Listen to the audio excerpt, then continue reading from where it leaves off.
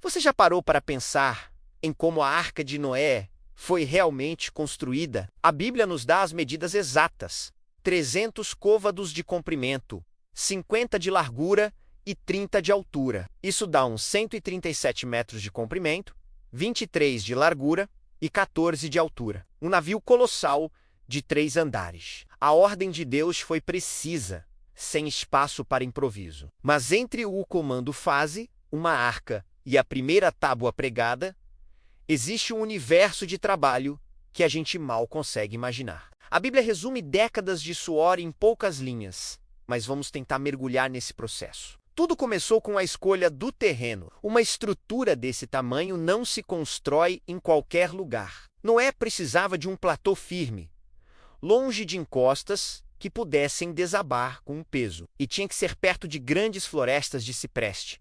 A madeira escolhida, mas ao mesmo tempo protegido dos ventos que poderiam derrubar a obra. Imagina Noé e seus filhos caminhando por dias, talvez semanas, analisando o solo. Eles batiam o chão com varas para testar a firmeza. Observavam como a terra reagia à neblina da manhã. Lembre-se, antes do dilúvio, a Bíblia diz que não chovia como conhecemos hoje. A terra era regada por uma umidade que brotava do chão. Então, qualquer solo que ficasse encharcado viraria um lamaçal. E lama é o pesadelo de qualquer construtor.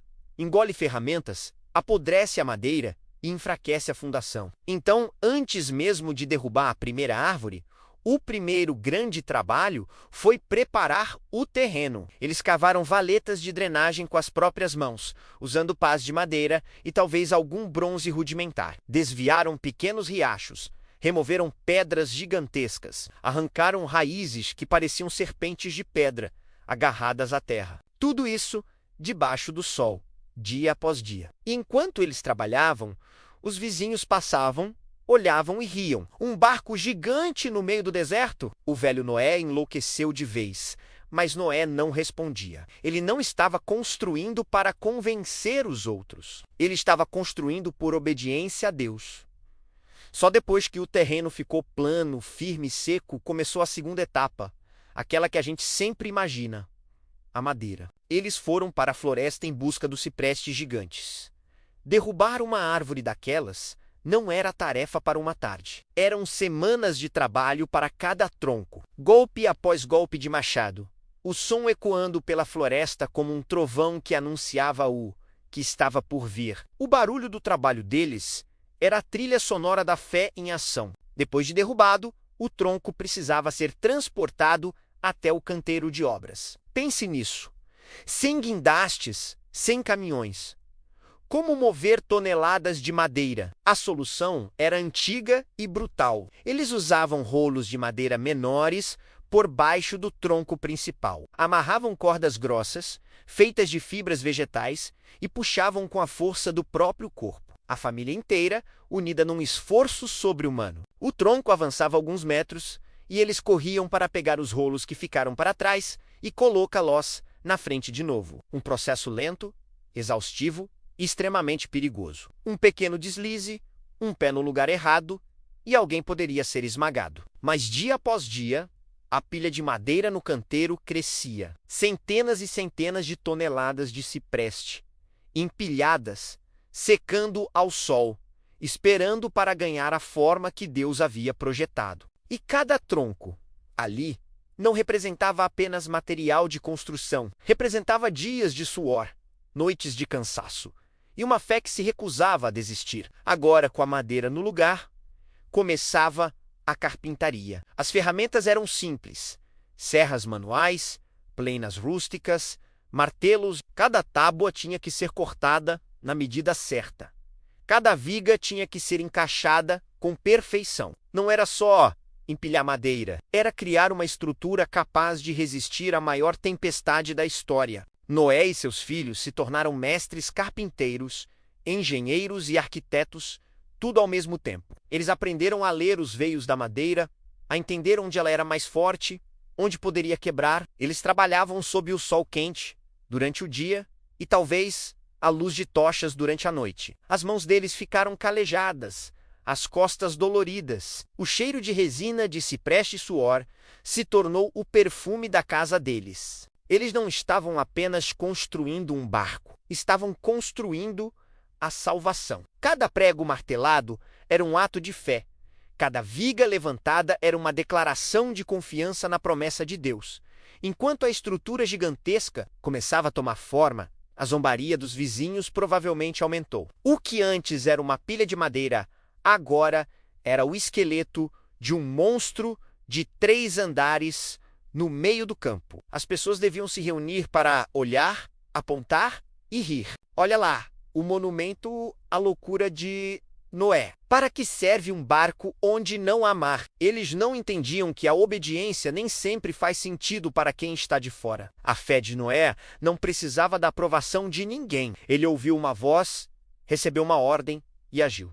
Simples assim. E então veio a impermeabilização. A Bíblia diz que Noé deveria calafetar a arca por dentro e por fora com betume. Betume é um tipo de piche, uma substância pegajosa e escura. Imagina o trabalho de aplicar isso em toda a superfície daquela estrutura imensa. Era um trabalho sujo, fedorento e demorado. Eles precisavam aquecer o betume para que ficasse líquido e depois aplicá-lo em cada fresta, em cada junta, para garantir que nenhuma gota de água entrasse. Eles estavam selando não apenas a madeira, mas o futuro da humanidade. Finalmente, depois de décadas de trabalho incessante, a arca estava pronta. Uma obra-prima de engenharia e fé, erguida no meio do nada.